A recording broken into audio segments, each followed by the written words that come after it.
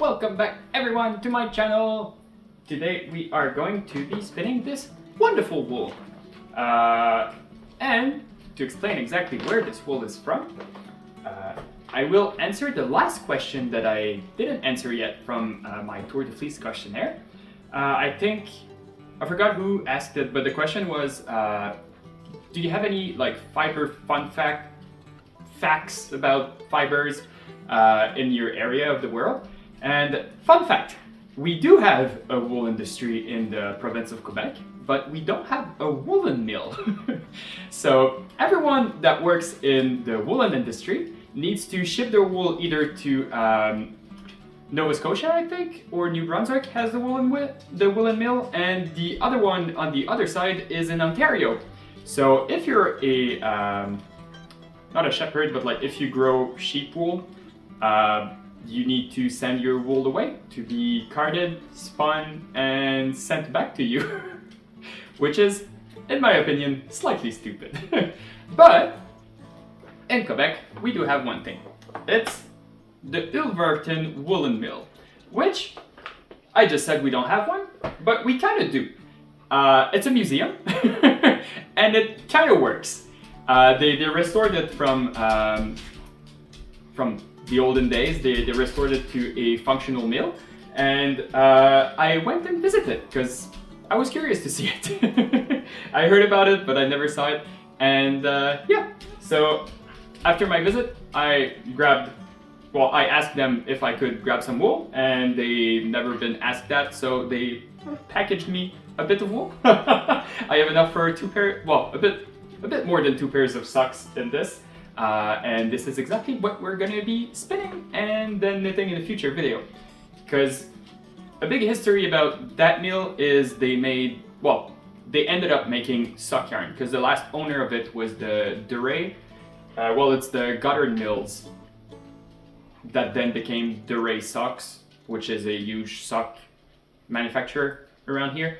So in the spirit of the last owner of the mill before it got abandoned, let's spin that wool into sock yarn and then eventually knit some socks.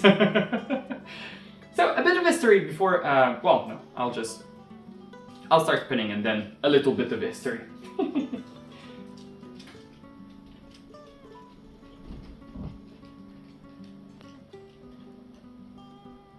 Coco.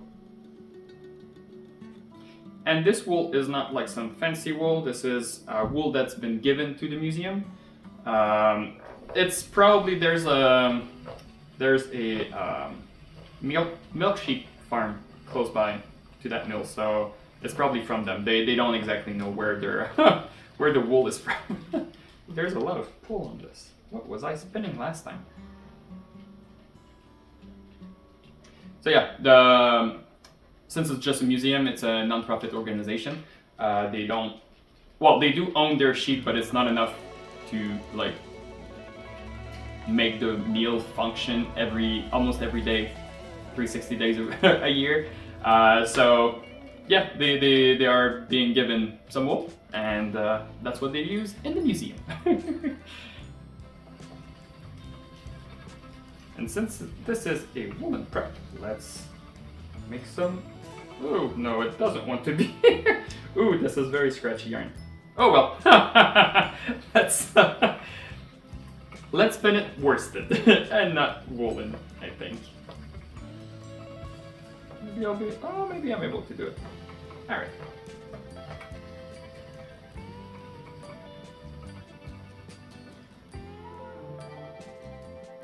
So yeah, a little bit of history about the Ulverton Mill, our only woolen mill in Quebec that is not an actual woolen mill. So around 1850, 1849, it used to be a wood sawmill mixed with a woolen mill. It's a water mill basically to start with. So they use it for various purposes, as it was tradition in this time. But around 1850, they turned the mill into a purely woolen mill. So they got some actual machines in there to card and then spin the wool. But they didn't manufacture the yarn after that. Like they didn't do anything with the yarn after that. They just sent it back to the women of the villages around it to then knit and weave at home. And yeah, and then eventually after a few years, there was a bunch of money problem. There's a lot of owner changes, and one of them was the one I mentioned before, the Ray Sock company, and it had a name back then, but they made socks, and then the mill was not big enough. Soon enough, the mill was not efficient enough for them, so they sold it to a different guy that had, like, in French we call it vison, which I think is bison. I don't exactly know. They're like, it looks like a ferret a bit. so yeah, and that guy had other money problem and just abandoned the mill. So the mill was abandoned from 1946-ish to 1982, where it got there was a new law for recognizing words. Translations are hard today. In French we call it patrimoine, which I guess it's terroir or patrim. Like, it recognizes historical sites or sites of importance for the history of the province. And so then they started restoring the place. The place was very bad shape. Like, half the roof collapsed, no more floors were there. But the water wheel, which was for some reason the turbine that the water wheel was powering was under concrete, so they never actually dug for it because they didn't know, like, how stable the stuff was around it, and they just decided to rebuild on top of it. And then they started restoring the machines. They had to import a bunch of pieces, but eventually everything started taking shape, and now the look of the mill is what they managed to restore since. It's in very good shape. It looks very good inside. I of course I filmed a bunch, so yeah, they then, like, electrified the machines because it was all powered by the water wheel. I don't know if we can see in the video, but, like, look behind and up above the machines, there's, like, big conveyor belts. They left them there to show, like, where the power was coming from, where the stuff was being powered from the turbine in the basement.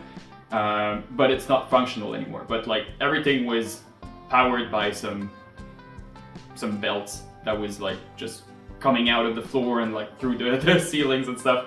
It's pretty impressive.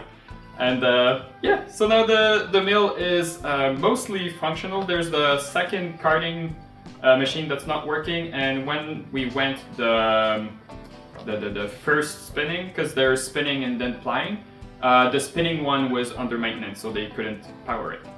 But yeah, it was a very interesting very interesting site, and I will show you the video of the tour I had. I didn't film everything, of course, and I tried to be subtle because I didn't want to film the lady that was giving the tour. But it was very interesting, and the yarn you see coming out of the carding machine is the yarn that I'm spinning right now, which is pretty cool. I really enjoyed it. So yeah, enjoy the tour. That is all in French. I'll put some subtitles in there. La laine lavée, ça va être plus dispendieux. Mais la plupart du temps, ici, on achetait quand même de la laine lavée si, au besoin, on avait la laine dans le sous-sol. Mais donc c'est ça. On va faire ce processus-là après avoir lavé la laine, parce qu'après avoir lavé la laine, il n'y a aucune garantie qu'il ne reste pas de débris en fait. Il va rester des. Peu importe ce qu'on peut retrouver dans la laine. Puis cette machine-ci en fait va vraiment venir enlever le plus de saleté possible. Comme on peut voir, on a la première roue ici qu'on voit, qui a des pics à l'intérieur des pics. En fait, cette roue-ci va tout simplement venir échiffer la laine, enlever les saletés qui vont tomber en dessous de la machine, en bas, on va comme avoir un contenant. Puis un deuxième rouleau qu'on ne voit pas est caché en dessous de la plaque de métal. Celui-ci va tout simplement propulser la laine dans le bac qu'on voit là-bas. Cette machine-ci, c'est la machine qui fait le plus de bruit de toutes les machines. On va être sensible, mais c'est pas aussi sensible. Ça fonctionne. Ça fonctionne. L'électricité. Puis ça prend aussi beaucoup de temps à arrêter. Vous allez voir, c'est quand même impressionnant.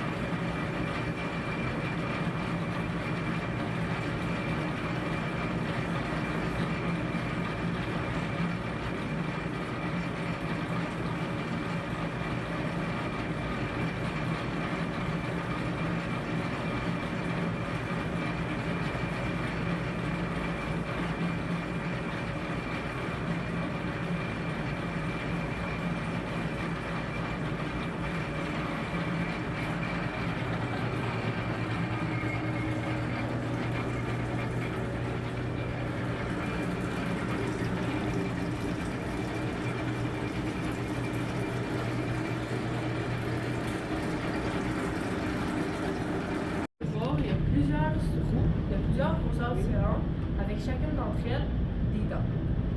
Chacune de ces roues-là va avoir une fonction différente dans le brossage de la laine. Parce qu'en fait, cette machine-là, ce qu'elle va venir faire, c'est vraiment brosser la laine, essayer d'enlever tous les motons. Tu sais, comme là, on voit la laine comme ça, elle est toute en motons, elle est toute friponée. Puis ça, c'est vraiment d'essayer de rendre la laine la plus lisse possible, la plus mince, puis la plus soyeuse aussi. Fait qu'on peut quand même vraiment voir la différence entre le début ici puis la fin. C'est la fin, on voit que la feuille de laine est beaucoup plus petite, c'est ça. Puis c'est ça, donc on voit le petit bout de métal juste ici. En fait, ça va venir couper la laine en genre de grandes banderoles comme ça. Ouais, ça va donner ça. Exactement. Ça, c'est la première partie de la carteuse que je vais vous montrer comment ça marche. Ah, ok.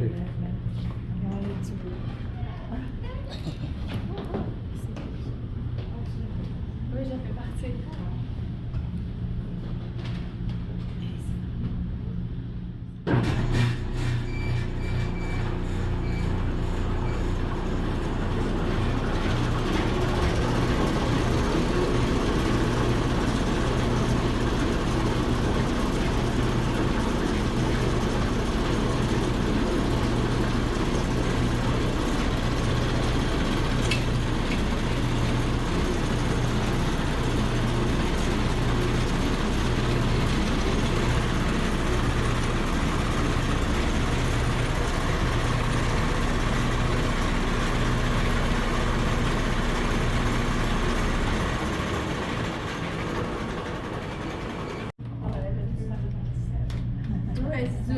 Puis là, donc, la troisième partie de la carteuse, c'est on va venir séparer les feuilles de laine en tout petits fils qui vont ensuite être un peu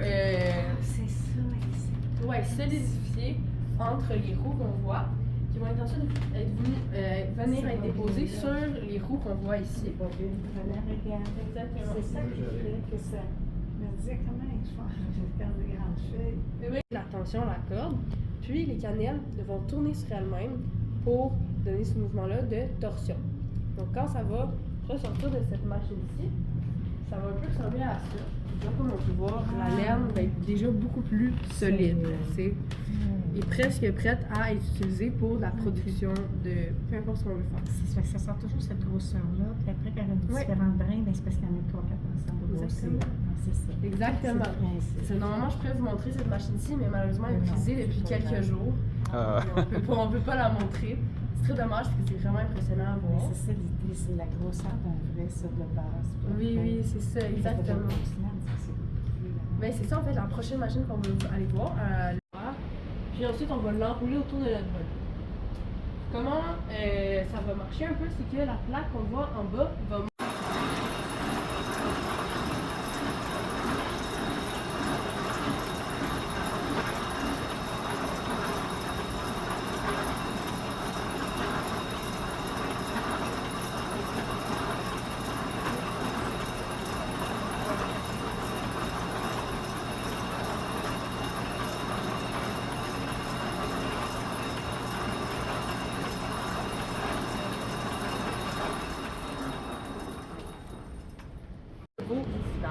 qu'on vend en magasin en ce moment-là. Puis qu'ensuite, les gens pouvaient mettre en pelote de laine comme ils voulaient. Donc, c'est ça, c'est le transfert de la laine des bobines sur ces voies-là. Ce qui est intéressant, c'est que cette machine-ci est manuelle. C'est pas une machine électrique. C'est une des seules. Puis, c'est tout simplement pour que la vitesse soit constante, soit pas trop vite, pour qu'il y ait moins de chances que le fil se lise. C'est ça. Comme ça. Popularisé pendant le temps de la Deuxième Guerre mondiale. Puis vu que nous, ils ont fermé leurs portes en 1944, donc à la fin, ils n'ont jamais eu l'opportunité vraiment d'avoir ces machines-ci ici. Pourquoi on a ça aujourd'hui? Parce que premièrement, ça fait partie de la production de la laine, donc c'est quand même un lien. Puis deuxièmement aussi parce que c'est la compagnie Durée, donc des anciens propriétaires, qui nous ont donné ces machines-ci. Parce qu'en fait, c'est eux qui ont popularisé ces bols-là, qui sont iconiques au Québec, là, pendant la Deuxième Guerre mondiale, justement. Comment cette machine-ci marche, c'est un peu le même principe que les métiers à tisser. En fait, on voit la chaîne qui est juste ici. La chaîne va descendre par en bas, puis donc on va faire comme ceci. Puis, en fait, vous voyez les petites encoches qu'on a qui ressortent de la chaîne. En fait, eux vont venir appuyer sur le levier de métal qu'on a ici, qui va venir comme lever, qui va ensuite lever de l'autre côté une longue tige qui va ensuite actionner la roue ici pour décider quel motif on fait. Bon, il n'y a pas 1000 motifs à faire là-dedans, mais il y en a deux. Il y a la couleur du bas, puis le blanc. Donc le talon, le bout, peu importe, le blanc. Donc cette machine-ci, je vais la faire rouler un peu plus longtemps pour vraiment qu'on voit le changement de couleur, parce que c'est un changement qui est visible. Okay.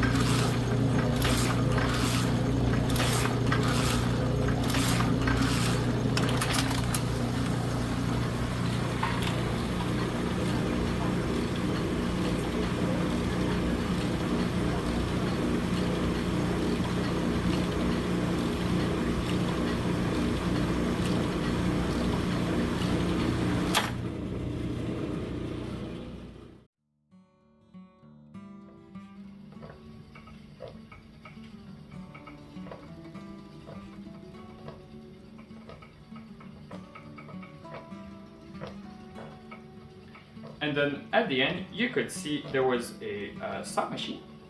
and that sock machine was given by the Dore Sock Company. And at when the mill was functional before being abandoned, those machines were not there, but they just wanted to like close the loop in the museum to show like every steps from the raw fleece you throw in the picker, and then the final product, the socks at the end. And sadly, I wanted to buy a pair, but the machine is set to like one setting, and those socks are too small for me. So my idea with this wool is to create my own red and white sock, like the thing that, like the ones that were coming out of the machines over there. So yeah, I'll finish spinning this, and I will see you next time.